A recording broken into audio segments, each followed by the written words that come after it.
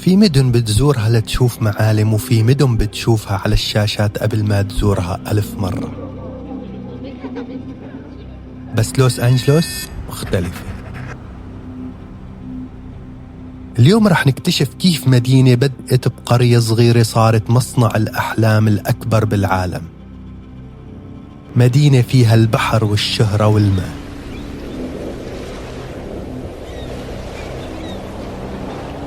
بدأنا رحلتنا من سانتا مونيكا، المكان اللي بيخليك تحس إنك واقف عند آخر صفحة من رواية أمريكية طويلة.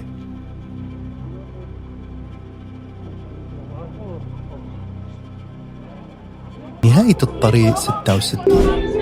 واقف قدام نهاية واحد من أهم شوارع أمريكا. تخيلوا طوله 3940 متر، بيوصل شرق أمريكا لغربها، ويعتبر من أوائل الطرقات السريعة بهذاك الوقت بأمريكا. تأسس تقريبا بالعام 1920، ونهايته هي مدينة سانت مونيكا. نحن موجودين فيها حاليا. ورانا المحيط. هاي نهاية الطريق. طبعا نهاية الطريق انت بتمشي مسافة على رجلك. الطريق بدأ رسميا سنة 1926 وصار العقود رمز المغامرة الأمريكية. ناس بتسافر من شيكاغو، بتعبر مدن وصحارى وولايات كاملة لينتهي الطريق عند مياه المحيط الهادي بأقصى الغرب. وهذا الرصيف عمره أكثر من 100 سنة، انبنى سنة 1909 أساساً كمنشأة خدمية للمدينة قبل ما يتحول لواحدة من أشهر رموز كاليفورنيا. واليوم فوقه مدينة ملاهي، ألعاب، موسيقى، ناس من كل العالم، وعجلة ضخمة بتشتغل بالطاقة الشمسية. لكن قبل هوليود وقبل النجوم وقبل أفلام الأوسكار، لوس أنجلوس كانت حكاية صغيرة جدا. تأسست سنة 1781 على يد 44 مستوطن فقط، وكان اسمها طويل وغريب بشكل كتير كبير. تخيلوا كان اسمها بلدة سيدتنا ملكة الملائكة، ومن هون اجا اسمها لوس أنجلوس، مدينة الملائكة. والأجمل بالقصة أنه مؤسسيها كانوا من أصول مختلفة، أفريقية وأوروبية وسكان أصليين. يعني من أول يوم المدينة ما كانت بلون واحد ولا بوجه واحد. اليوم لوس أنجلوس فيها حوالي 4 مليون إنسان، وأكثر من ثلث سكانها مولودين خارج أمريكا، وأكثر من نص الناس فيها بيتكلموا بالبيت لغة غير الإنجليزية.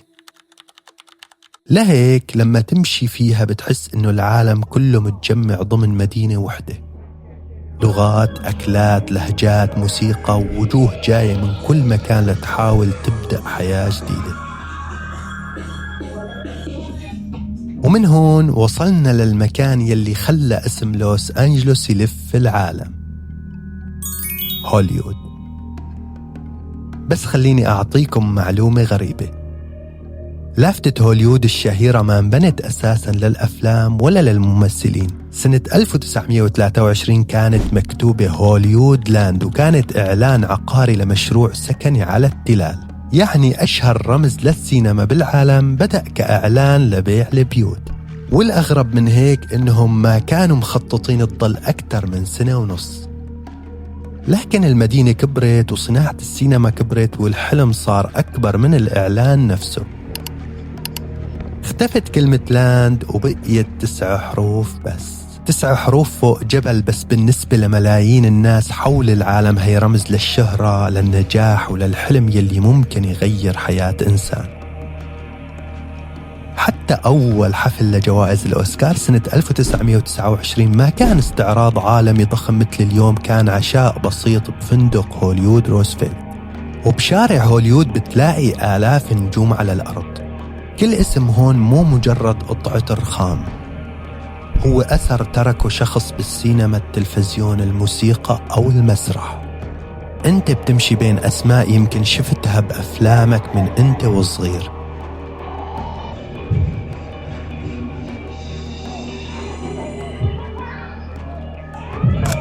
الممشى اللي شايفينه هاد أشهر ممشى بأمريكا. تخيلوا النجمة هاي بتكلف 85 ألف دولار بين صيانة الممشى وتركيب النجمة.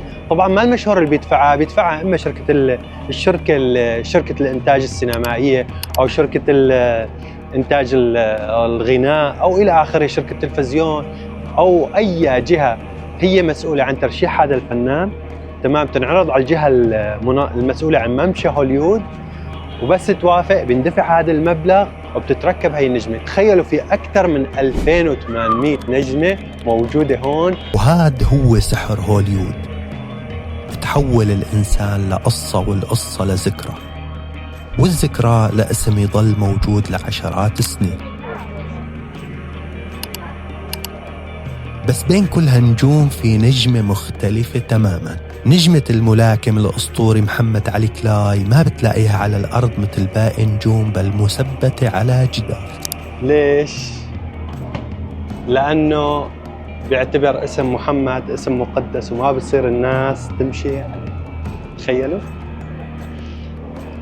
إنها أمريكا. اليوم هذا الشارع من أشهر شوارع التسوق الفاخر بالعالم، والغريب إنه بدأ كطريق لمرور الخيل. وهذا الشارع روديو درايف واحد من أفخم الشوارع على مستوى ولاية فلوريدا وحتى على مستوى أمريكا، قبل ما يتحول لواجهة تجمع أكبر بيوت الأزياء والمجوهرات بالعالم.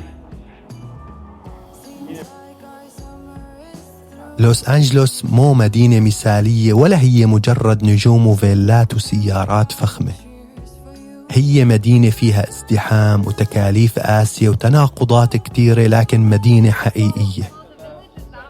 ورا كل ممثل مشهور في آلاف الناس اللي عم يشتغلوا بالكاميرات، بالإضاءة، بالمونتاج، بالموسيقى، بالمطاعم، بالفنادق، وبكل تفصيل صغير بيصنع هالصورة الكبيرة.